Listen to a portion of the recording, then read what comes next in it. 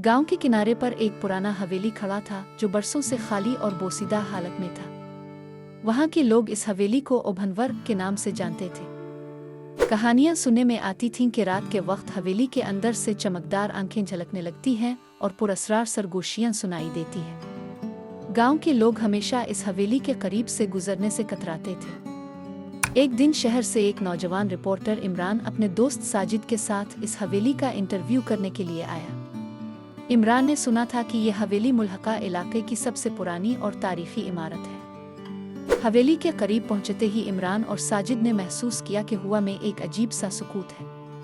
इमरान ने कैमरा और नोट तैयार की और दोनों ने हवेली के दरवाजे पर दस्तक दी। हवेली के अंदर दाखिल होते ही एक खस्ता हाल फर्श और दीवारों पर जली हुई पेंटिंग्स ने उनका इस्तकबाल किया।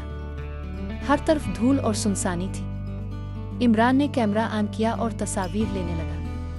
अचानक एक छोटा सा लड़का जो बज़ाहिर उहदे का लिबास पहने हुए था उनके सामने नमूदार हुआ।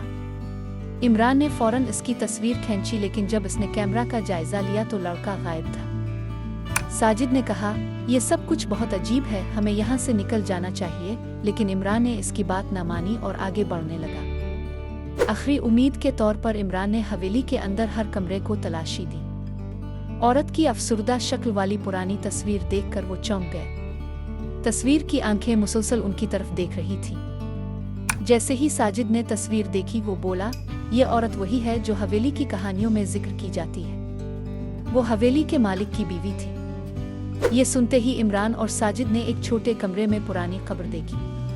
कब्र पर लिखा था, मोहब्बत की सच्चाई का इनाम आज़ादी। और कब्र को सलीके से दफन करने के बाद हवेली दोबारा सुकूनत के काबिल बन गई। जब इमरान और साजिद हवेली से बाहर निकले तो हवेली में मौजूद सारी परेशानियां खत्म हो गई थी। हवेली एक बार फिर खामोश और पुरसुकून हो गई थी। इमरान और साजिद ने इस वाक़ये को एक किताब में शाये किया और हवेली की पुरअसरार कहानी लोगों तक पहुंची। लोग अब हवेली को आज़ाद हवेली के नाम से जाने लगे।